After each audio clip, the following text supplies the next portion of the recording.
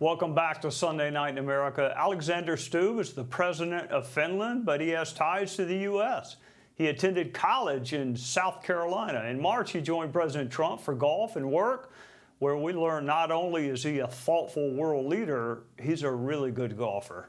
Few countries know Russia better than Finland. Russia has attacked Finland in the past, and the two countries share a long border.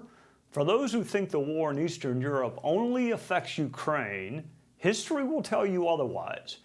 There are issues unique to our relationship with Finland, but there are also issues relevant to the broader European region and the NATO alliance. And we welcome the president of Finland, Mr. Alexander Stubb. It's great to see you again, Mr. President. What happens on the golf course stays on the golf course, but it certainly appears relations between our two countries are strong. No, they definitely are. And indeed, to go back to our golf run, it was a very nice eagle that you made on the 9th hole there.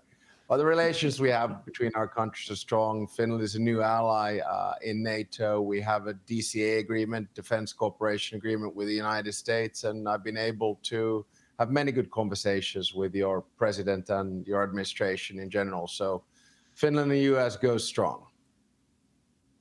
Well, for those who think that the war in Ukraine is a European issue or just a Ukrainian issue, what would you say about Russia? Obviously, your country has been the victim of aggression in the past. What would you tell folks that don't share a border with Russia?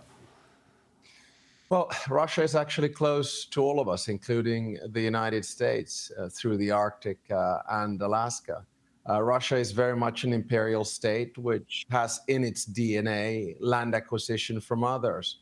And we've seen that throughout history. Finland and Russia have had north of 30 skirmishes or wars since the 1300s. But you can also deal with Russia. But the only thing that Russia quite often understands is power. And if you show any kind of weakness towards Russia, they will attack. And I think that the war in Ukraine actually tells a much broader story. It is Russia's attempt to break the current world order and to weaken the United States and Europe, and we should not let that happen. All right, I have pulled up several of your speeches online. You are a brilliant orator. I think the other world leaders in Europe and elsewhere care what you think. So what do you think it will take for the war between Russia and Ukraine to come to an end? And who do you see taking the lead to kind of get both parties, force them to the negotiating table? Well, the lead is definitely coming from and should come from the United States and President Trump, because the only person that Putin listens to is Trump. And there are a few things that we need to do together. Number one is we need to continue to arm Ukraine. It's actually doing very well in the war. Russia has advanced less than 0.25% of land mass this year. It is a war of attrition. It is a stalemate, but Ukraine can stave it off if we provide Ukraine with weapons. Second, Ukraine needs financial aid and money. Give you one example. When the war started, they were able to produce 0 drones. Last year, they produced 1.5 million drones, and this year, 4 million drones. And you can go quite far with that type of warfare. And the third thing that we should do is to put economic pressure on Russia through sanctions. Europe has done it with 18 packages. We're all waiting for the United States to pass the Lindsey Graham, Blumenthal sanctions package. Because the Russian economy is very weak. And we have to basically force Putin to the negotiating table. And if we do these 3 elements, arm Ukraine, in other words, show that we're behind it, finance Ukraine, and then finally put sanctions on Russia, I think we can get a deal done. But the only person that can get that deal done is Donald Trump. All right, Mr. President, before I let you go, let's brag on Finland for a second. You not only make some of the world's best and unique icebreakers, are there other opportunities for trade or collaboration between our two countries? Oh, definitely. I mean, many Americans won't know this, but Nokia is a Finnish company, and most of the networks that you have in the United States are either Ericsson or Nokia.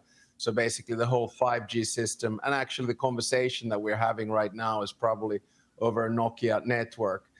We do a lot of quantum computing. We do a lot of defense industry. So we have many opportunities, and I'm quite glad that we have now seen a trade deal being pushed through between Europe and President Trump. I just spoke to Commission President Ursula von der Leyen about the 15% tariff deal and the purchases of American energy and other goods. So I think this will stabilize the markets, and we, the Europeans, and you, the Americans, can continue to work together, because if we put our two economies together, we're over 50% of the world economy. So let's just continue our alliance economically, politically, and militarily.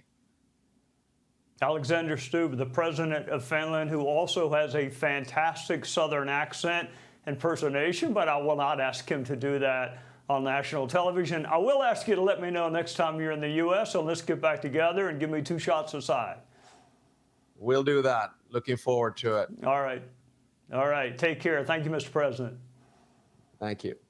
Hey, Sean Hannity here. Hey, click here to subscribe to Fox News YouTube page and catch our hottest interviews and most compelling analysis. You will not get it anywhere else.